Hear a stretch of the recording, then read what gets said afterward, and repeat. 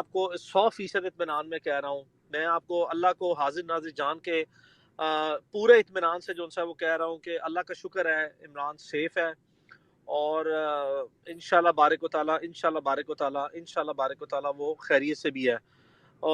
اس کے ویئر اباؤٹس کیا ہیں، اس کی لوکیشن کیا ہے، وہ کس ڈپارٹمنٹ کے پاس ہے، وہ کس شہر میں ہے، یہ بھی میں اللہ کے بھروسے پہ پورا اللہ کا حاضر ناظر جان کے آپ کو سچ بتا رہا ہوں کہ مجھے اس چیز کا علم ہے۔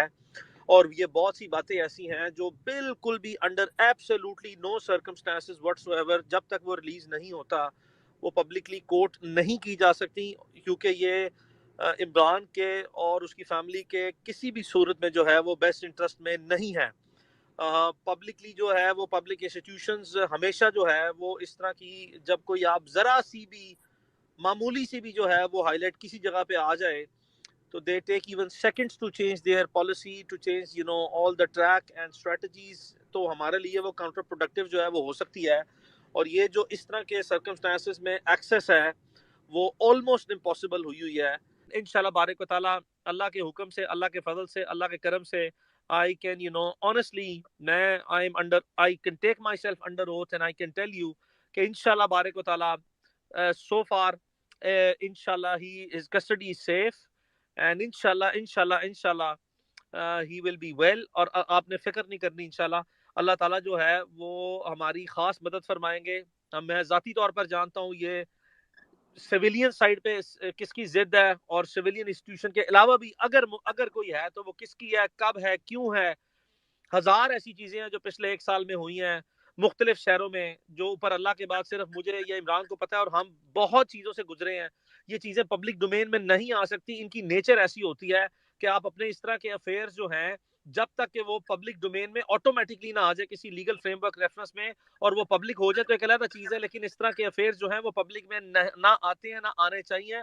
بٹ ٹرسٹ می انشاءاللہ بارک و تعالیٰ we are all handling very well. Azhar بھائی جو سا is fully there, our entire office is there، we through our combined efforts we will be making sure کہ اللہ تعالیٰ ہمیں ہمیشہ کی طرح جو ہے وہ سرخرو کرے، ہمیں اس سے زیادہ اس کی ویلفیئر سے زیادہ کوئی بھی چیز جو ہے وہ عزیز نہیں ہے۔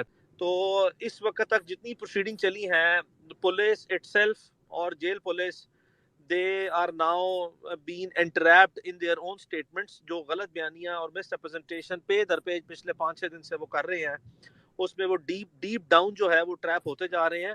Late them do whatever they are doing، let them take their best shot، let them place everything on the record of the court، let them show anything and everything۔ جب وہ سارا کچھ کر لیں گے تو ٹرسٹ می، اللہ کی ذات کو حاضر ناظر جان کے کہہ رہا ہوں کہ یہ جو معاملہ ابھی شروع ہوا ہے اس کا بیک گراؤنڈ ابھی نہیں ہے، یہ 10 دن پہلے تو آپ لوگوں کے سامنے 8-9 دن پہلے شروع ہوا ہے، اس کا بیک گراؤنڈ پچھلے 3-4 مہینے پر محیط ہے، جس کے سارے ایویڈنسز میرے پاس پڑے ہیں۔ اس کی تمام چیزیں جو ہیں وہ عمران اور میرے درمیان ہیں، جو ایویڈنسز پڑے ہوئے ہیں، اور وہ ساری چیزیں جو ہیں صرف ایک مرتبہ پولیس ذرا عدالت کے سامنے اور پوری پبلک کے سامنے جو ہے وہ جو اس وقت تک یہ ڈرامہ کر رہے ہیں ان کو ڈرامے کو کر لینے دیں۔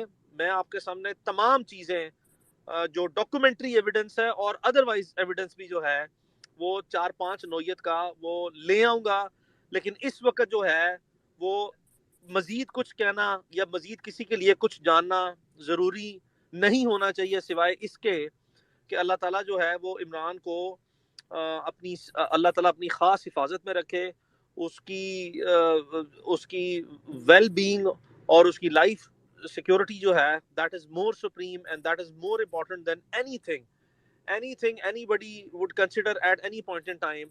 Rest is all procedure۔ We are very very professionally trained lawyers looking after this transaction۔ We have handled hundreds of such cases، thousands rather such cases، such scenarios۔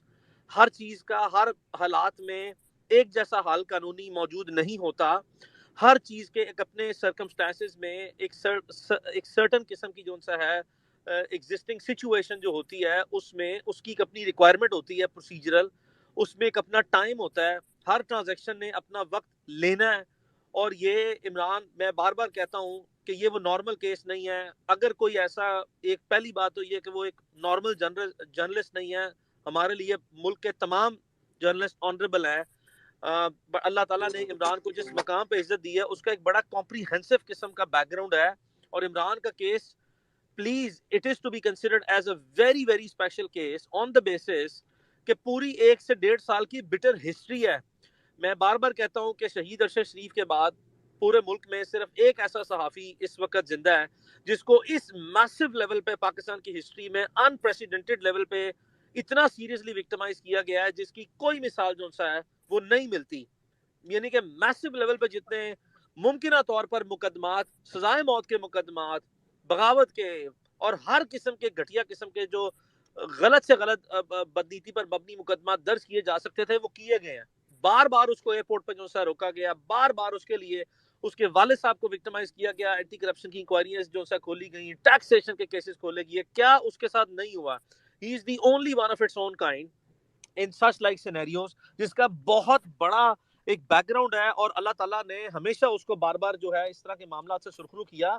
تو یہ جو بار بار اس طریقے سے اس طرح کے جو پچھلے 1-2 سال میں اس طریقے سے اس کا سرخرو ہونا ہے وہ ہزاروں لاکھوں لوگوں کو جو ہے وہ پسند ہے. لیکن چند ایک اداروں میں پبلک آفیسز میں لوگ ایسے بھی ہیں جن کو یہ سختی سے جو ہے ناقابل قبول ہے.